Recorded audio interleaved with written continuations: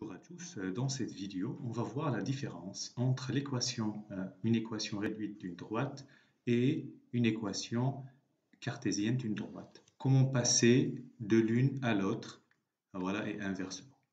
Alors je vais commencer par l'équation réduite. Vous avez appris depuis le collège que l'équation d'une droite s'écrit de la forme mx plus p.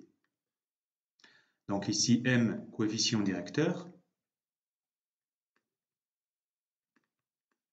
et p, l'ordonnée à l'origine.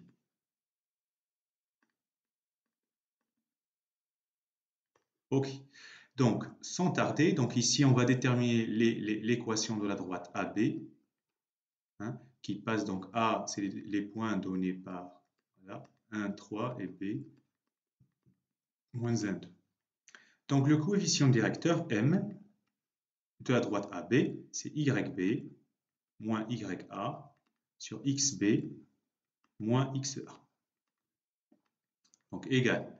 Donc YB c'est 2, moins YA c'est 3, XB c'est moins 1 et moins XA c'est moins 1. Donc M, 2 moins 3 ça fait moins 1 et en bas c'est moins 2. Et finalement, j'ai deux signes moins, donc je me retrouve avec M égale 1 demi, 0,5. Voilà. Très bien. Alors qu'est-ce qui me manque? Donc il me manque le P. Donc j'écris déjà. Première étape, Y, c'est 0,5, X plus le P. Alors, pour déterminer l'ordonnée à l'origine, vous savez que la droite, elle passe par A et B. Donc, si elle passe par A et B, donc en particulier, on va dire qu'elle passe par A. Et donc, on va essayer de...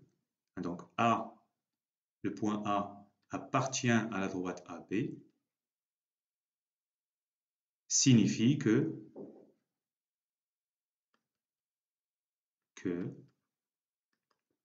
les coordonnées de A vérifient cette équation. Donc, alors, A égale 1, 3, les coordonnées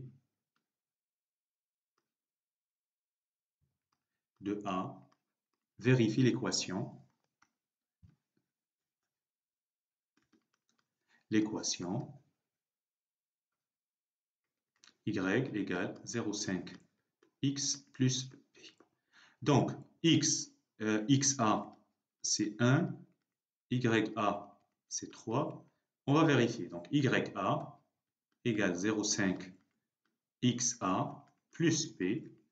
On va remplacer. Donc, YA, c'est 3 égale 0,5 fois 1 plus P. Donc, 3 égale 0,5 plus P. Et donc, P égale 3 moins 0,5, ça fait 2,5. Conclusion. Y égale 0,5 X plus 2,5.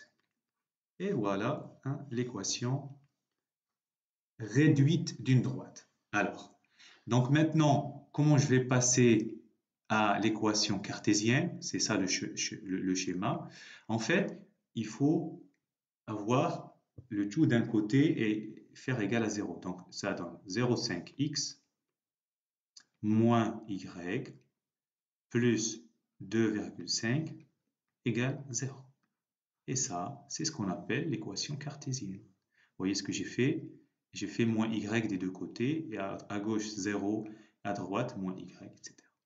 Et donc, voilà le passage d'une équation réduite à l'équation cartésienne.